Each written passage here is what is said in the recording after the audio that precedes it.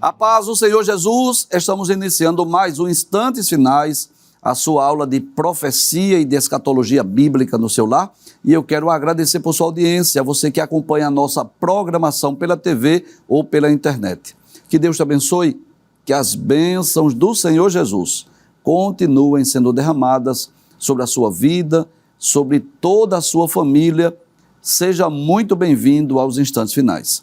E no programa hoje, mais uma vez, nós teremos a oportunidade, de termos aqui uma participação especial do professor Saulo Soares, ele que é teólogo, escritor, professor da nossa querida ICEADEB, da nossa escola teológica, e o professor Saulo Soares é autor de 3 livros, A Grande Tribulação, O Palco do Anticristo, também o livro É Jesus de Nazaré, o Messias, e também o mais novo lançamento, Israel e a Igreja, Ontem, Hoje e Amanhã.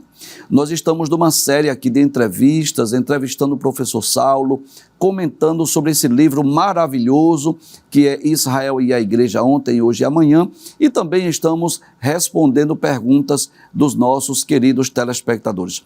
Professor Saulo Soares, que bom tê-lo aqui conosco, é muito bom poder contar com a sua participação aqui nos Instantes Finais.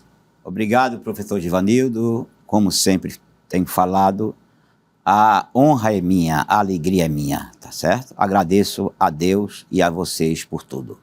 Eu quero lembrar que o professor Saulo Soares é meu amigo há mais de 3 décadas, há mais de 30 anos, que tive o prazer de conhecer esse servo de Deus, e ele já é estudante da Bíblia, de escatologia há mais de 4 décadas, Já estuda esse tema já há décadas e, sem dúvida, é alguém que conhece profundamente as profecias, conhece profundamente a escatologia bíblica, e a sua presença aqui no programa, ela tem enriquecido muito. E eu gostaria de lembrar, que nós estamos aqui trazendo uma série de entrevistas sobre este livro, Israel e a Igreja, Ontem, Hoje e Amanhã.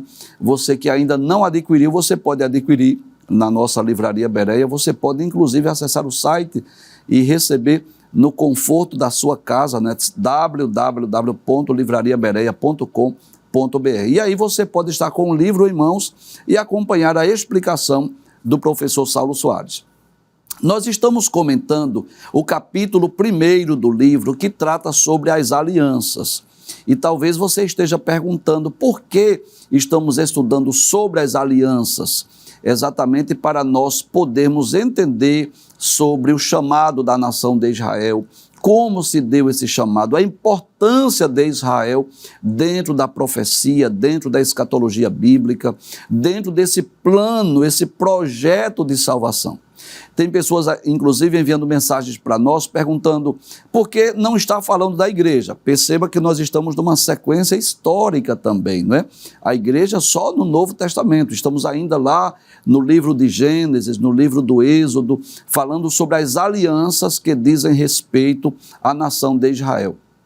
Existem outras alianças na Bíblia, você sabe disso, Como a aliança com Adão, a aliança com Noé, mas estamos nos detendo a estudar sobre as alianças que dizem respeito à nação de Israel, para nós compreendermos melhor o projeto de Deus para com o povo judeu, para com o povo de Israel, desde as suas origens, desde os primórdios. E o que é que nós vamos fazer? Nós vamos recapitular aquilo que nós já vimos, Vamos recapitular? O que foi que nós vimos? Primeiro nós vimos o que é uma aliança, o professor Saulo já explicou também o que é uma aliança e qual a importância das alianças. Também vimos quantas alianças dizem respeito a Israel: a aliança abraâmica, a aliança palestina, a aliança davídica, a nova aliança e a aliança mosaica. Vimos também o que é uma aliança condicional e incondicional. O professor Saulo já explicou sobre a diferença entre essas duas características das alianças, quando ela é condicional e incondicional. Vimos também o que vem a ser a aliança abraâmica, que está subdividida em duas outras alianças, não é? Pode passar, por favor? Nós vimos aí a aliança dos pedaços e também a aliança da circuncisão. Até aí foi o que nós vimos nos programas anteriores, nas nossas entrevistas aqui com o professor Saulo Soares. E hoje nós vamos falar, professor Saulo, sobre a aliança mosaica, que sem dúvida é uma das mais importantes, né, para a história de Israel, para a nação de Israel. E eu gostaria de perguntar, não é, quais são as particularidades da aliança mosaica. Aliança, não é, você sabe, aliança é um pacto, é um concerto, e a aliança mosaica diz respeito ao pacto, ao concerto de Deus com Moisés e, consequentemente, com a nação de Israel. O que nós podemos falar? Quais as particularidades, professor, dessa aliança mosaica? Antes de falarmos das particularidades, professor Givanildo, nós devemos entender que a aliança mosaica, o povo já está como nação. Sim. Quando Israel vem do Egito com Moisés, antes de entrar na terra, sim, Deus trata com Moisés, trata com o povo, trabalha com o povo. Deve lembrar que quando Israel saiu do Egito, ele ainda não era nação. Sim, sim. Ele ainda não era Estado, era o povo de Deus. Ele, o povo de Israel, né? Não era ainda uma nação. Não era. Não tinha ainda uma terra propriamente dita. Eles estavam em Gósen, não é assim? Isso. No período em que José tornou-se governador do Egito, o povo foi e habitou no Egito, lá em Gósen, cresceram, se multiplicaram, mas ainda não era uma nação, porque ainda não tinham lei, não é assim? Isso. Ainda não tinham território. Por isso ainda não era considerado uma nação, era chamada de a família de Israel, vamos dizer assim. E ele só veio a ser chamado Estado ou nação com a Constituição, que são as leis. Isso. E as leis é a aliança mosaica. Sim. Por que a aliança mosaica? Por que é chamada aliança mosaica? Porque Deus as deu através de Moisés. Sim. Então as suas particularidades era a obediência irrestrita. Como nós vemos ali, este pacto está contido nos capítulos 19 a 40 do livro de Êxodo e repete-se por todo o livro de Levítico e nos 10 primeiros capítulos do livro de Número e por todo o livro de Deuteronômio. Portanto, como o senhor vê, desde Êxodo até Deuteronômio se fala na aliança mosaica. E denota a sua extrema importância ou relevância à vida cotidiana de Israel. Ou seja, Israel teria que se enquadrar na vontade divina. Isso. Apesar de Deus dizer a Abraão, a Isaac e a Jacó, que já tinham passado, que a terra era da sua descendência, Deus tinha exigência. Por que Deus tinha exigência? Porque Deus é um Deus justo, sim, certo? Deus é um Deus que promete e cumpre, mas cumpre com justiça. Sim. Deus não cumpre com injustiça. Se alguém recebe uma promessa de Deus, ele a recebe quando ele praticar o bem, tá? Daí as bênçãos e maldições descritas no livro de Deuteronômio faz parte dessas implicações da aliança mosaica, porque Deus disse que a nação de Israel teria que obedecer. Ele instituiu a Páscoa, as festas de Israel. As festas de Israel, isso. E essas festas, que nós não tratamos no livro, elas são proféticas, tá? E tem mais. No capítulo 28 de Deuteronômio, desde o versículo 3 ao 13, Deus fala em maldições. Se o povo obedece, se o povo anda reto nos seus caminhos, todas as bênçãos estão descritas desde o versículo 3 ao versículo 13. Através de Moisés, Deus descreve as bênçãos. As bênçãos. De Deuteronômio 28, que sobreviria ao povo, caso o povo obedecesse a Deus, guardasse a sua lei, os seus mandamentos. Deus prometeu que iria abençoá-los, assim, para onde eles fossem, abençoar a sua terra, assim, a sua parentela, o seu gado, a sua fazenda. E tem uma coisa, quando a gente pega o mapa onde fica a nação de Israel, como o senhor bem conhece, já esteve lá, ele fica no litoral do mar Mediterrâneo, no centro do mundo antigo. Centro do mundo antigo. Todas as nações vigentes daquela época, existentes daquela época, estão ao derredor da nação de Israel. Se Israel obedecesse o mercantilismo, os navios, as compras e as vendas, as rotas comerciais, todas elas passavam por Israel. Todas elas teriam que pagar imposto. Portanto, quem primeiro compraria ou venderia seria Israel. Isso. Então Israel seria abençoado. Deus coloca essa nação em uma posição estratégica, né? Isto. Inclusive geograficamente, para que eles pudessem ser literalmente abençoados, né? Deus dá a condição de realmente esse povo ser abençoado. Se saísse do Egito para a Mesopotâmia, teria que passar por Israel. Se fosse para a Síria ou Síria, teria que passar por Israel. O senhor observa a estratégia divina, ou seja, colocou Israel dentro da bênção.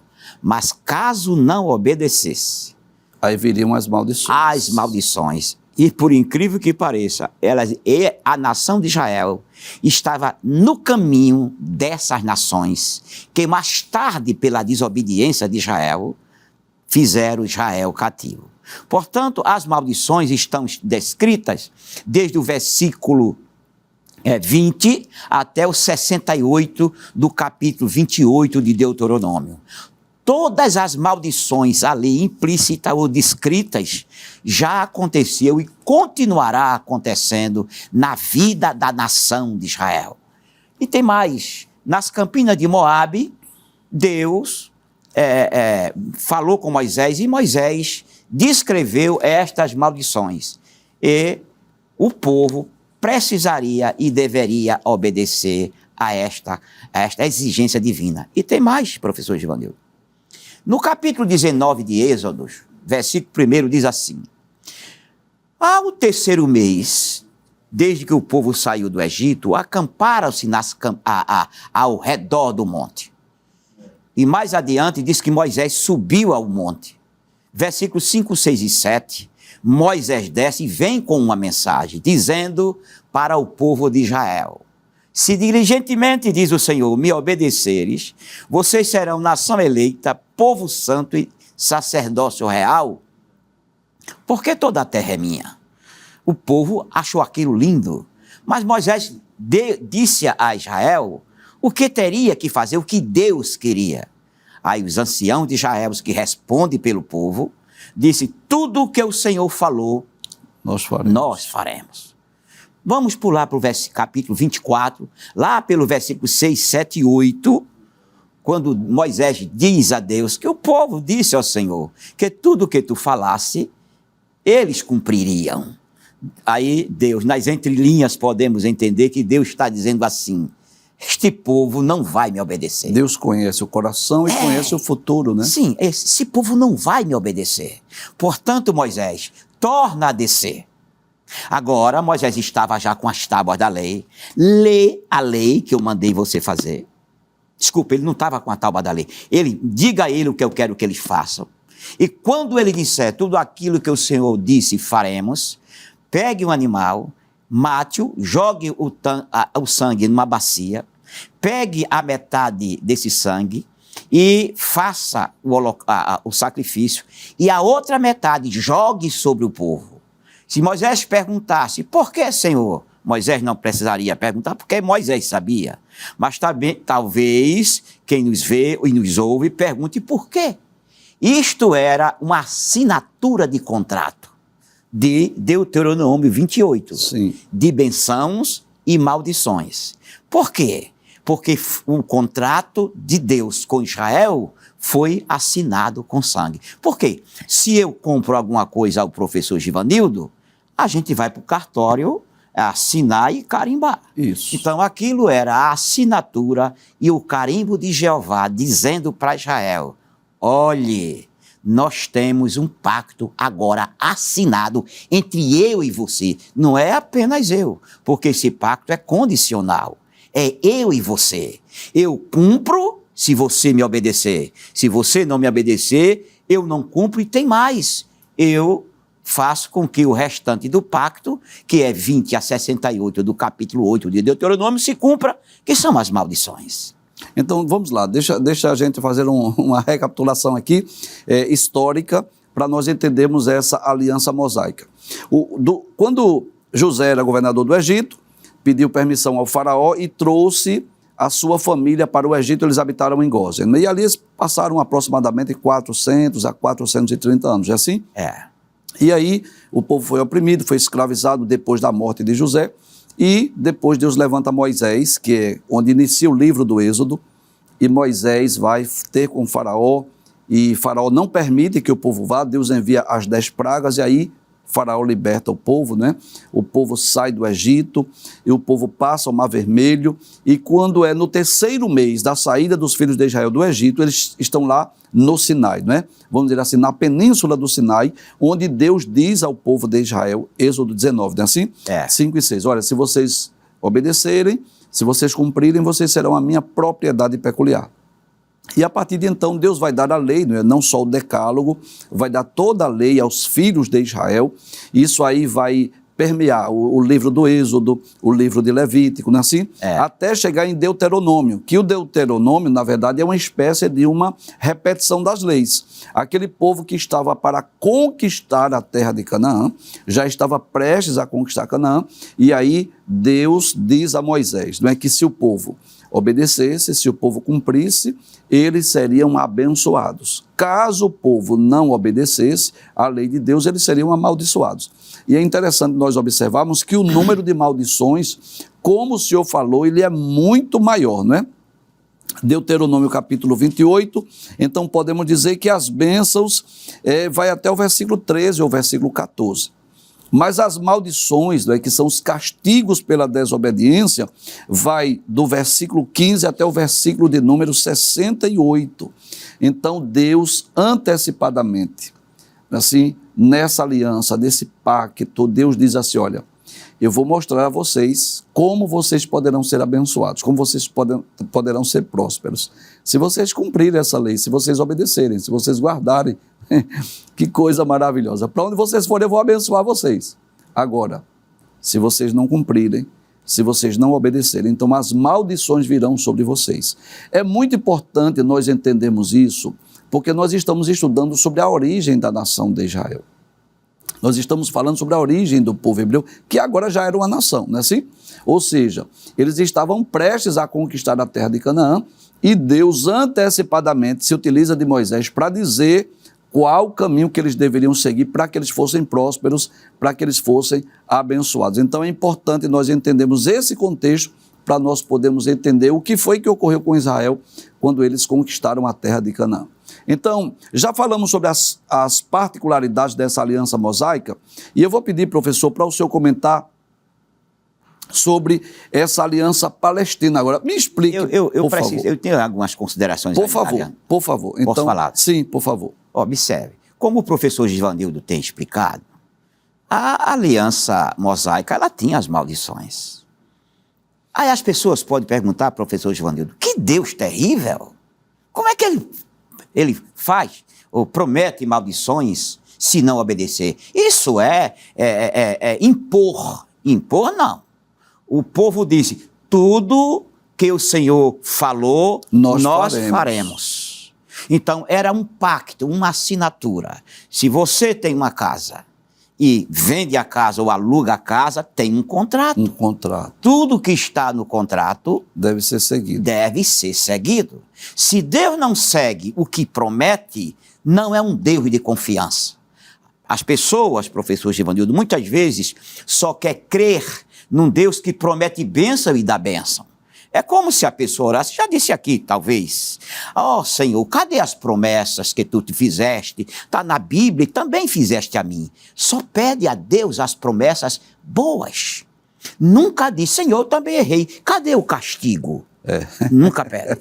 Porque olha para Deus dessa maneira. Mas aí Deus fez essa promessa, porque também Deus disse, como o senhor acabou de citar agora há pouco, meu povo peculiar. Em outras palavras, meu tesouro, minha joia. Então, aí está um ciúme, não o ciúme humano, mas o cuidado. Você, meu filho Israel, meu primogênito, você não pode sair desse caminho. Se você sair, eu faço com que você volte. Aí, dentro dessas maldições, quando as pessoas vão ler, há coisas terríveis. Se vocês não obedecerem, eu mando as feras. Se vocês não obedecerem, eu faço com que vocês guerreiem. Se vocês não obedecerem, vocês vão comer seus próprios filhos. Isso não aconteceu, professor? Aconteceu literalmente. Literalmente. Como Deus havia dito. É tanto lá em Samaria, como na Guerra de 70, com os romanos, eles comeram as crianças. Seus próprios filhos. Porque eles estavam com fome. E Deus não é um Deus de brincadeira. Deus não tolera quem afronta sua justiça, sua santidade e sua pureza. E também disse mais, eu vou expulsar vocês. Foi. E expulsou, não é, professor? Literalmente. E expulsou e disse mais, mas vocês não vão se acabar. Se restar um tronco, um pouquinho, um restinho, eu trago de volta e começo tudo de novo. Isso. Porque eu prometi e vou cumprir. Portanto, é preciso ter na mente que o que Deus promete, seja bom ou ruim, ele cumpre. Se arrepender e voltar para os caminhos, o mal não sobrevém, porque é um Deus de misericórdia. Aí você ainda pode perguntar, e Jesus? Claro, Jesus é a nossa misericórdia, Jesus é o nosso esconderijo, mas as pessoas não podem viver em desobediência, porque aquele texto de lá do Antigo Testamento, Deus corrige a quem ama, também está descrito em Hebreus capítulo 12. Exato. Deus corrige a quem Aquele ama. a quem ama. É assim? Agora, esta pergunta... Da Aliança Palestina. Antes eu gostaria de fazer essa pergunta ao senhor.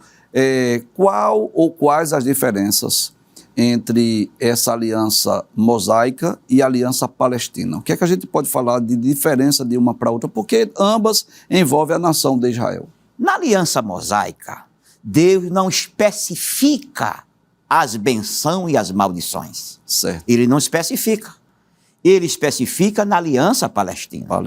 Porque a aliança mosaica está descrita lá em Êxodo, 19. Certo? E Levítico até o capítulo 24. Entendi. Mais ou menos por ali. E a aliança palestina é o discurso de Moisés nas campinas de Moabe. Certo. O senhor tem uma ideia, professor, como nós estudamos? Israel saiu do Egito. Chegando a 2 anos depois que saíram, Moisés enviou espias para Canaã. Isso. E o povo desobedeceu. E como castigo, Deus fez com que o povo ainda caminhasse 38 anos. Exato. E esses 38 anos, é uma coisa linda a Bíblia, irmão. Nesses 38 anos é que o livro de Número foi escrito. Foi escrito. Por que o livro de Número foi escrito nesses 38 anos? Porque o povo teria que viver a lei descrita no Monte Sinai e falada por Moisés. E durante esses 38 anos, o povo mostrou que era desobediente. Por 10 vezes eles murmuraram. Por 10 vezes eles afrontaram Jeová. E por 10 vezes Deus respondeu com castigo e com bênção. E quando chegou lá, nas campinas de Moabe, antes de entrar em Canaã, Moisés recapitulou as leis e acrescentou alguns ditames ou leis divinas que Deus agora exigia, e esta é a aliança palestina, ou seja, um adendo, um acréscimo, uma adição do que foi falado lá no Sinai. Muito bem. Então, podemos passar a tela para nós vermos com mais detalhes sobre essa aliança palestina, né? Como é que nós podemos aí subdividir nesses 8 tópicos, professor? Por favor, nos explique aí para nós entendermos melhor sobre essa aliança palestina. A aliança palestina não precisou. Moisés disse, o Senhor vai colocar vocês nesta terra. Está cumprindo o que fez a Abraão, a aliança abraâmica. Então, a aliança abraâmica também é recordada na aliança palestina. Em seguida, no capítulo 28, 63 a 68 de Deuteronômio, Moisés falou que haveria uma dispersão. E houve uma dispersão. Nós sabemos que em 745 houve uma primeira invasão dos assírios ao norte, não é? E depois, em 722 a.C., houve a invasão dos ninivitas em no Reino do Norte que levou os cativos. E este assunto, este evento, merece uma consideração. Que consideração? Nós aprendemos que quando Salomão morreu, o reino foi dividido em duas partes. Isso. 10 tribos no norte e duas tribos no sul. Isso. As 2 tribos do sul é Benjamim e Judá. Isso. E as 10 tribos do norte, elas ficaram sendo governadas por Jeroboão. Jeroboão, isso. E estas 10 tribos, elas entraram por caminhos pecaminosos. Todos os reis do Reino do Norte foram maus. Não há um rei sequer do Reino do Norte que diga assim, esse foi um bom rei, né? Inclusive os escritores sacros, né, dos livros de Samuel, Reis e Crônicas, principalmente Reis e Crônicas, eles sempre falam dos maus reis, dizendo assim, andou nos caminhos de Jeroboão, não é assim? Então, esse Reino do Norte, que já começou de forma errada, posso dizer assim, por conta dos bezerros que foram levantados, né, dos altares, dos deuses que foram levantados lá em Israel, todos os reis foram maus e todos os reis foram idólatras, pagãos. Além de Jeroboão se tornar idólatra, ele cometeu um terrível pecado, porque Moisés tinha dito, pela ordem divina, que os levitas é quem seriam sacerdotes. Mas quando houve a divisão, todos os levitas que estavam no norte vieram para o sul. E os simeonitas que estavam dentro do território judaico foram para o norte. E Jeroboão escolheu pessoas do povo para ser sacerdote. Para ser sacerdote. Cometendo o seu primeiro pecado. Aí, como o senhor falou, todos eles cometeram pecado. E este povo foi invadido pelos ninivitas, capital da Síria, que era Nínive. E o que foi que eles fizeram? Trouxeram prisioneiros de outras nações para assim? habitar em Samaria.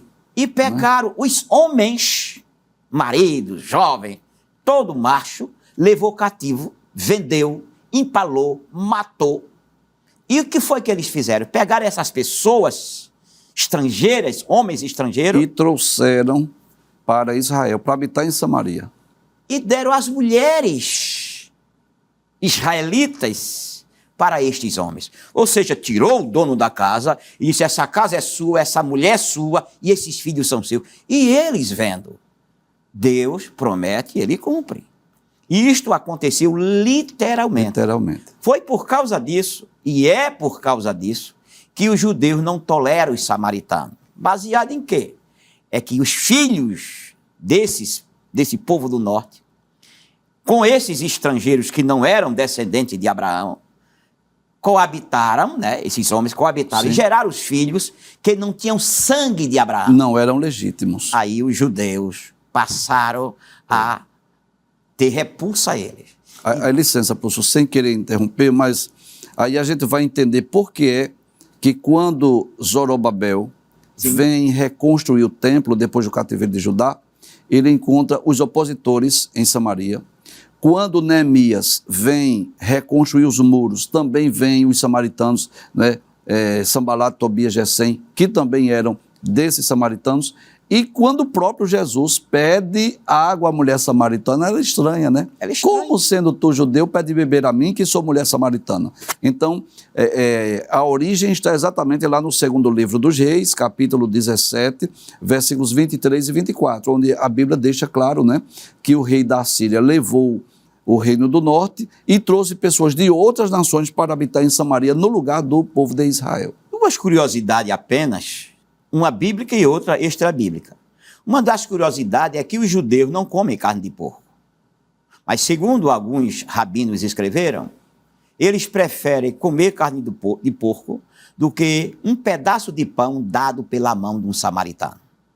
E ainda, professor, biblicamente, por que foi que Jesus celebrou a Páscoa naquela noite, se os judeus celebravam no outro dia? Porque os judeus não toleravam que os galileus, ou seja, o povo do norte, celebrasse a Páscoa no mesmo dia que ele. Então, o povo do norte, que habitava em Judá ou Jerusalém, fazia sua Páscoa anterior, para mostrar a separação criada por essa miscigenação de estrangeiro com o povo do norte. No segundo, está dizendo, Israel deveria arrepender-se. Isto está no capítulo 30 de Deuteronômio, versículo 2. E este arrependimento de Israel vai custar duramente a ele, que é a grande tribulação, um assunto que o senhor tem falado, que nós vamos ver depois. No futuro, né? Exatamente. Nós vamos, nessa série de entrevistas, nós vamos voltar a falar sobre esse tema, né, tão importante que é o período da grande tribulação. Inclusive, apesar do período da grande tribulação ser um período de dores, castigo, sofrimento, juízo de Deus, né? Você sabe disso, no período sombrio da grande tribulação, que os anjos irão, que os céus serão abertos, os anjos tocarão 7 trombetas, que os anjos derramarão o cálice da ira de Deus, mas tem algo positivo aí, que é exatamente a conversão do povo de Israel, que dá-se-á no final da grande tribulação. Por quê?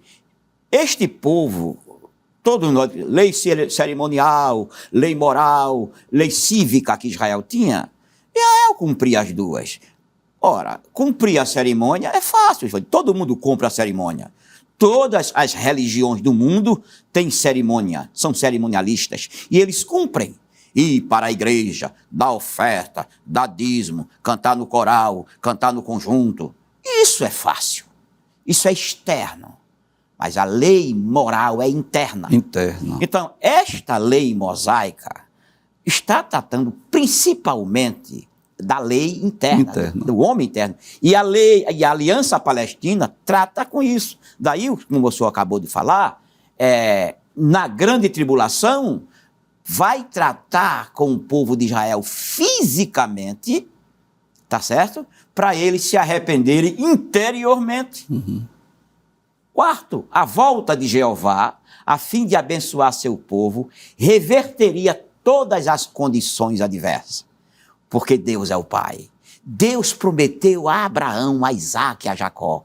Outra coisa, amados e queridos ouvintes, essa resposta de Deus para trazer Israel de volta não é pela justiça de Israel. É uma promessa que ele fez a Abraão, a Isaque e a Jacó, e ele vai cumprir. No quinto, os israelitas seriam restaurados à terra prometida, Deuteronômio, capítulo 30, versículo 5, Isaías, Jeremias, Ezequiel, todos eles falam disso.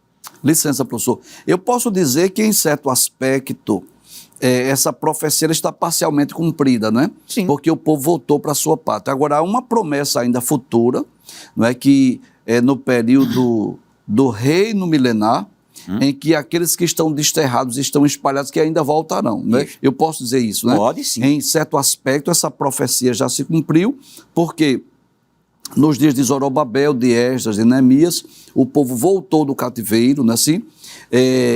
No ano 70 da era cristã, foram espalhados mais uma vez pelo mundo, foram dispersos, mas voltaram a Jerusalém, a Israel mais uma vez, em maio de 1948, mas a verdade é essa, que ainda existem muitos israelitas espalhados pelo mundo e voltarão à terra, não é, possuirão durante o reinado milenial de Cristo, que é uma das promessas para o povo judeu, que o Senhor vai trazer os desterrados de Judá.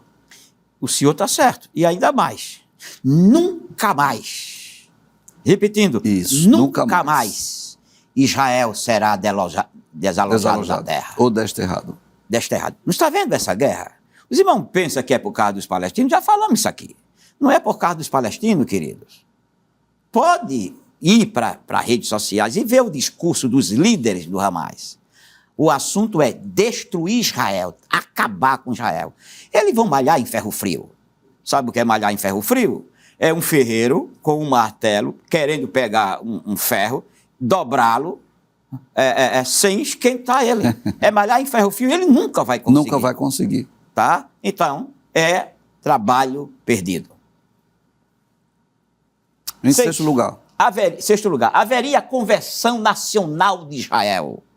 Nós vemos isso, Moisés fala em 38, e Romanos 11, né, fala, falamos isso no livro. Isso. Tá? Trabalhamos isso no livro.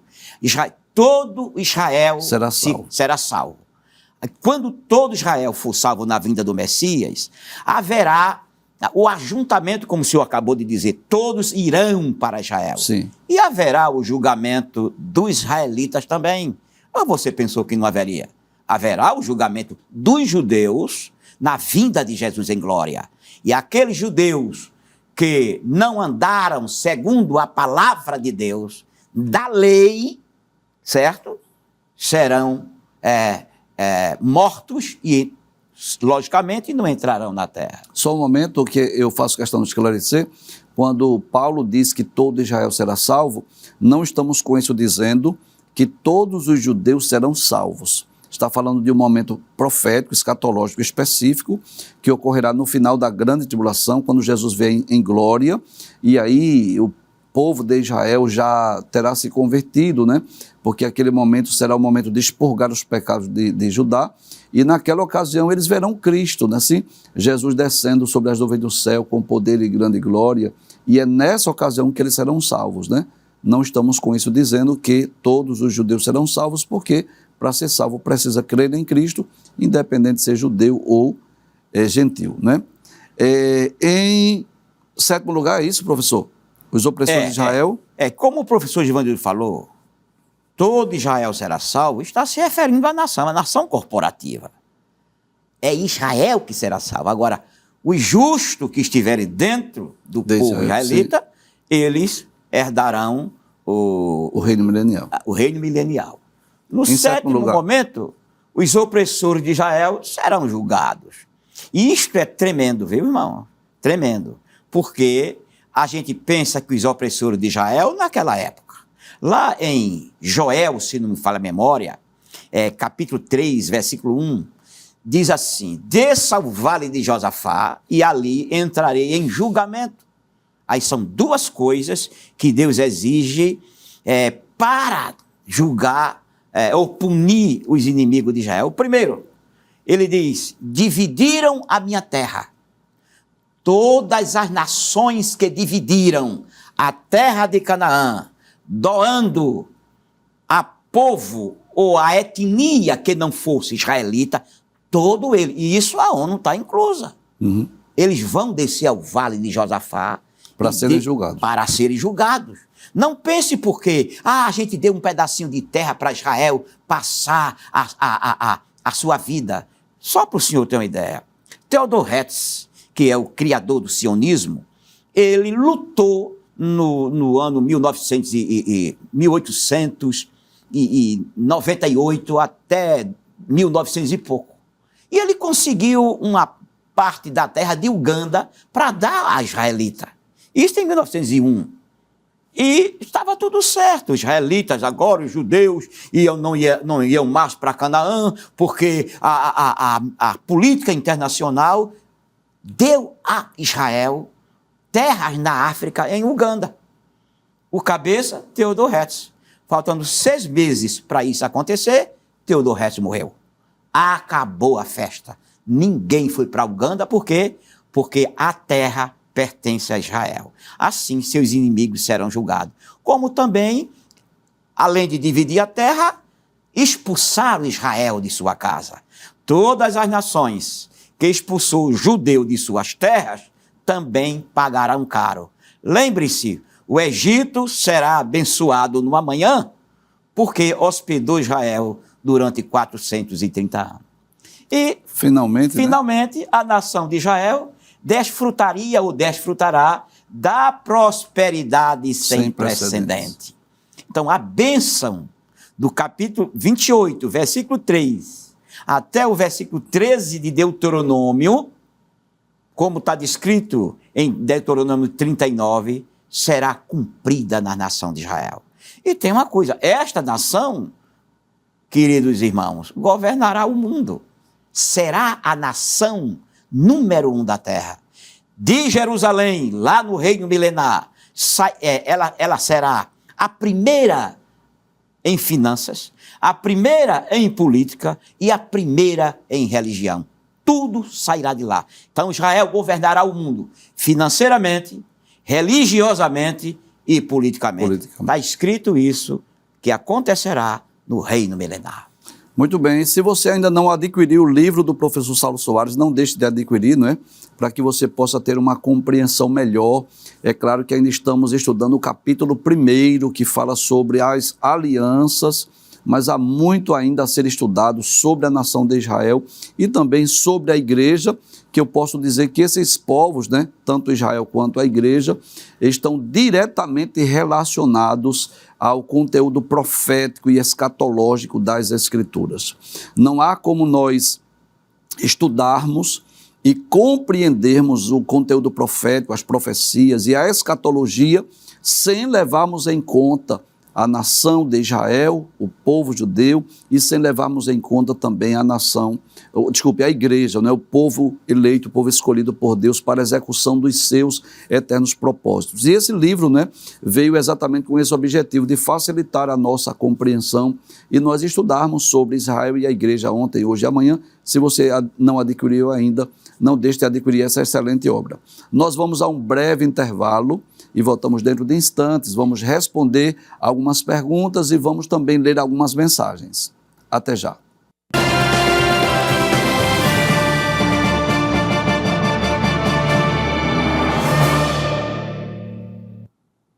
Estamos de volta com o programa Instantes Finais e, como você já sabe, nós estamos aqui numa série de entrevistas com o professor Saulo Soares, falando acerca de Israel e a igreja ontem, hoje e amanhã.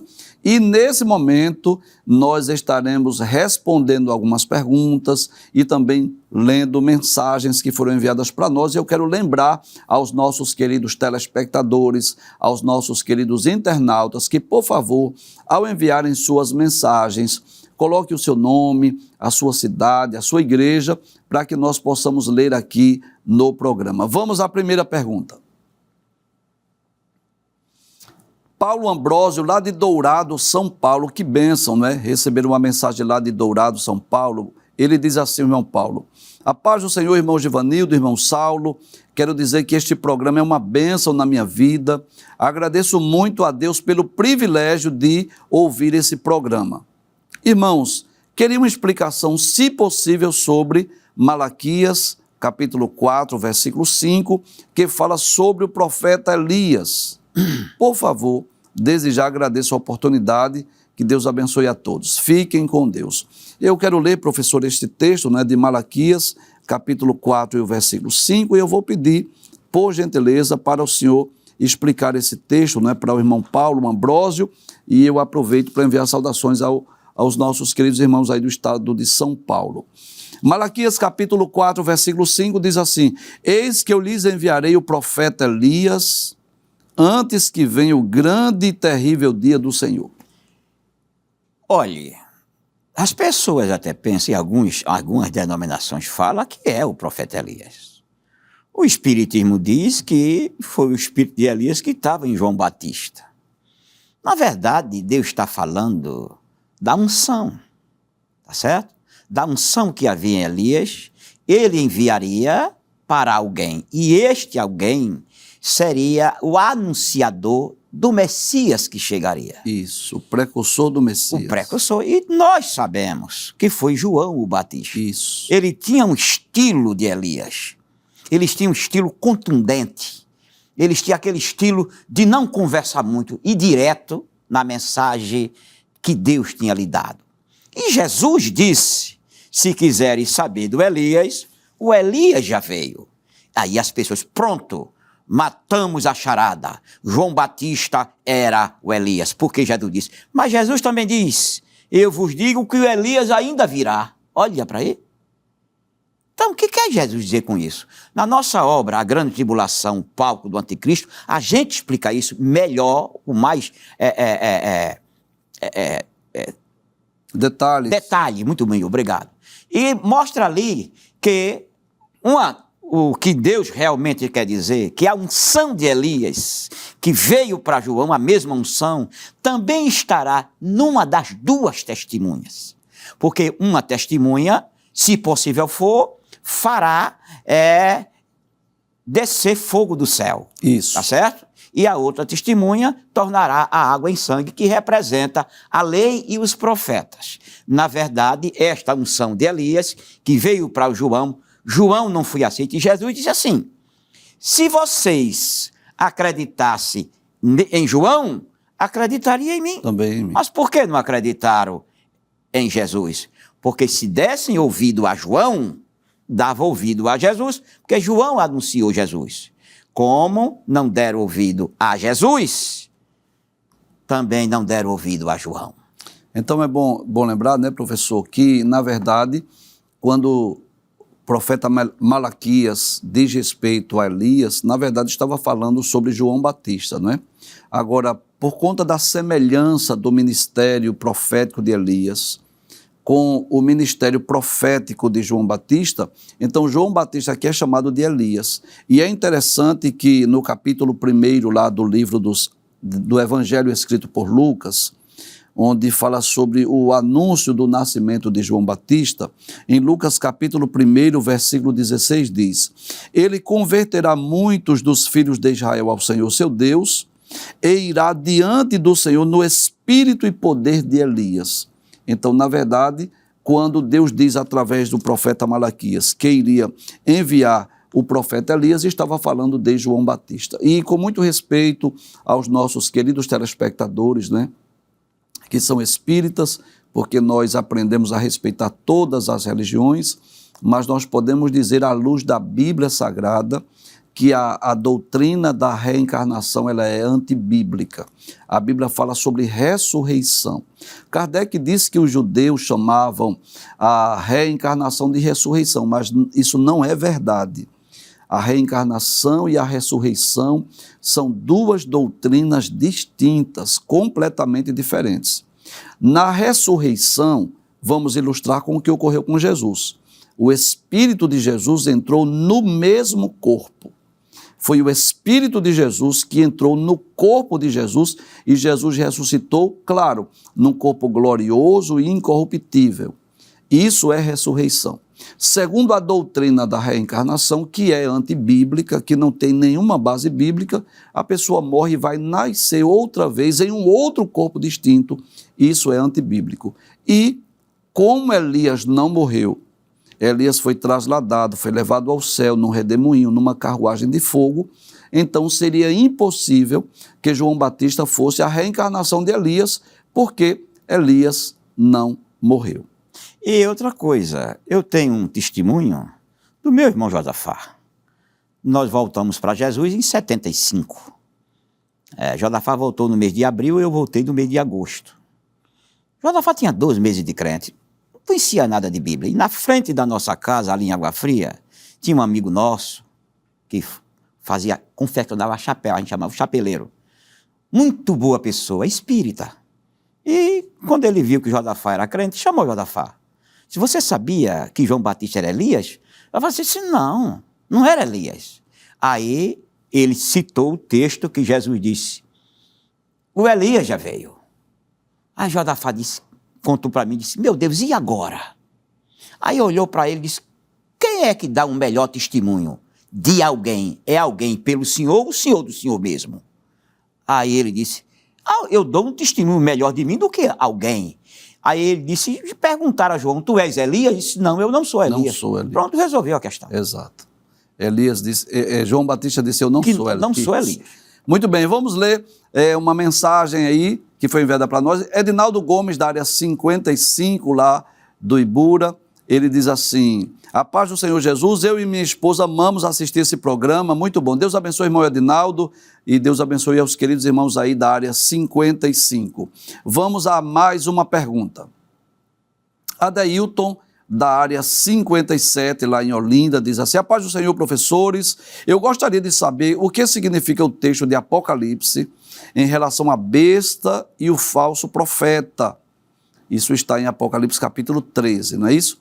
Os senhores poderiam me dar algumas interpretações em relação a esses dois personagens, né?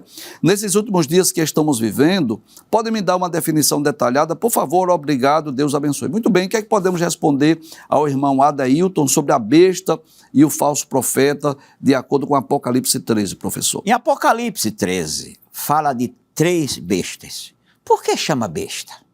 Este é um dos assuntos que precisamos aprender. Quando Deus fez os animais do campo, diz que a besta fera também foi feita. E o que é uma besta fera? É um animal que não se deixa dominar. Ele não se deixa, podemos dizer assim, educar Ele é indomável. É indomável. Daí eles serem chamados, esses personagens, de besta. Então, o que é que vemos em Apocalipse 13? Primeira besta, o governo dos últimos tempos. Segunda besta, capítulo 13. O anticristo.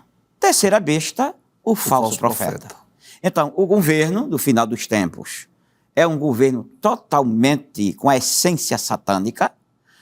O anticristo, um governante totalmente com essência satânica. E o falso profeta, um religioso com essência totalmente satânica.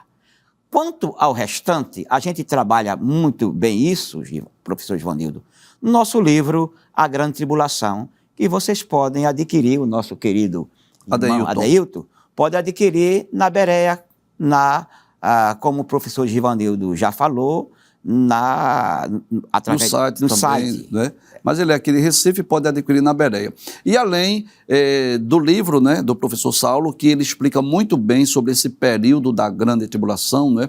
Não só sobre o anticristo, o falso profeta, mas também sobre os 144 mil, sobre as duas testemunhas, sobre os selos, sobre as taças, as trombetas, está muito bem explicado. E também temos alguns episódios lá dos instantes finais, onde nós comentamos sobre esses dois personagens, na verdade 3, besta por conta do governo, do anticristo e do falso profeta, que também pode ir lá no programa Instantes Finais. Muito bem, vamos ler mais uma mensagem. Eronilson Terto, lá de Carpina, quero enviar saudações ao pastor Simas Dias, aos nossos queridos irmãos aí da cidade de Carpina, também a nossa querida família Esteadeb aí de Carpina, a irmã Giovana, presbítero Gesimiel, irmã Gisele, todos os alunos aí de Carpina, Deus abençoe. E eu envio também uma saudação muito especial ao nosso irmão Eronilson Terto, obrigado pela sua audiência. Ele diz assim: paz do Senhor Jesus, parabéns. Este programa é uma bênção de Deus. Obrigado, irmão Eronilson. Vamos a mais uma pergunta. Rosilene, também de Carpina, que bênção. A audiência em Carpina está muito boa. Ela diz assim: a paz do Senhor. Em Apocalipse fala das 7 trombetas. Quantas trombetas já foram tocadas? Essas trombetas do Apocalipse, nenhuma delas. Para a trombeta ser tocada, a primeira trombeta ser tocada, ou soada, primeiro tem que haver o arrebatamento da igreja. Isso. Segundo, a manifestação do anticristo, como está escrito no capítulo 6 do Apocalipse, aquele que vem montado no cavalo branco, como também aqueles que vêm no cavalo vermelho, amarelo e preto. Não é assim? Exato. Então, chama-se a abertura dos 7 selos. O 7º selo anuncia o toque da primeira trombeta. Portanto, isto ainda só acontecerá na grande tribulação. E é bom lembrar, né, a nossa irmã Rosilene, que infelizmente, né, quando ocorre um fenômeno da natureza e alguém procura aplicar, né, aquele fenômeno da natureza com um texto lá do Apocalipse, na maioria das vezes fora do contexto. Como já disse o professor Saulo, essa primeira trombeta ou as primeiras trombetas só serão tocadas depois que os selos forem abertos, ou seja, só no período da grande tribulação. Então, como a igreja ainda está na terra, o anticristo ainda não está governando o mundo, nenhum dos selos foram abertos ainda, então é sinal que também nenhuma trombeta foi tocada. Aí a primeira trombeta, que está em Apocalipse capítulo 8, versículo 7, diz: o primeiro anjo tocou a trombeta e houve granizo e fogo misturado com sangue, e foram atirados à terra. Então foi queimada a terça parte da terra, foi queimada a terça parte das árvores e também toda a erva verde foi queimada. Sejamos sinceros. Quando é que isso ocorreu? Em momento algum da história, né? Vez por outra nós ouvimos falar de incêndios florestais que têm trazido destruições em algumas partes do mundo, mas nada comparada a essa primeira trombeta, que o texto diz claramente que será queimada a terça parte da terra, 33%. Também queimada a terça parte das árvores, 33% das árvores. E também toda a erva verde foi queimada. E detalhe, isso aqui não é uma ação humana, não é um incêndio florestal, por exemplo, causado pelo homem, mas sim um juízo divino. Então podemos dizer, só reforçando o que o professor Saulo já falou, nenhuma trombeta ainda foi tocada. O irmão Marconi Felipe, tudo leva a crer que é o professor da STADEB, não é filósofo, também professor de letras, apesar de não haver identificado aí a sua cidade, mas possivelmente é o nosso irmão Marconi aí, da cidade do Moreno, também professor da STADEB. Ele diz: a paz do Senhor Jesus Cristo, parabéns professor Saulo, Deus vos abençoe sempre em Cristo Jesus, um forte abraço, professor Givanildo. Deus abençoe, irmão Marconi. Amém. Obrigado pela sua audiência. Muito bem, nós estamos chegando ao final do programa, não é? Acredito que o seu sentimento é mesmo que o nosso, o tempo passa rapidinho e ouvindo as explicações, a exposição bíblica com o professor Saulo é algo muito agradável, é muito bom ouvi-lo, professor, é sempre um prazer tê-lo aqui conosco, né? E se Deus permitir, nós vamos dar continuidade, o programa Instantes Finais exibido nas segundas e terças-feiras, às 21h30, onde nós estamos explicando sobre a atualidade da mensagem dos profetas maiores e nas quartas-feiras às 21h30, com reprise aos domingos às 17h30, nós estamos estudando aqui este livro excelente, esse tema maravilhoso, Israel e a Igreja ontem, hoje e amanhã. Professor Saulo, obrigado pela sua presença mais uma vez. Obrigado, digo eu, pela oportunidade honrosa de estar mais uma vez nesse programa. Que Deus continue nos abençoando. Até o próximo encontro, se Deus assim nos permitir. A paz do Senhor Jesus. Não esqueça, nós estamos nos instantes finais.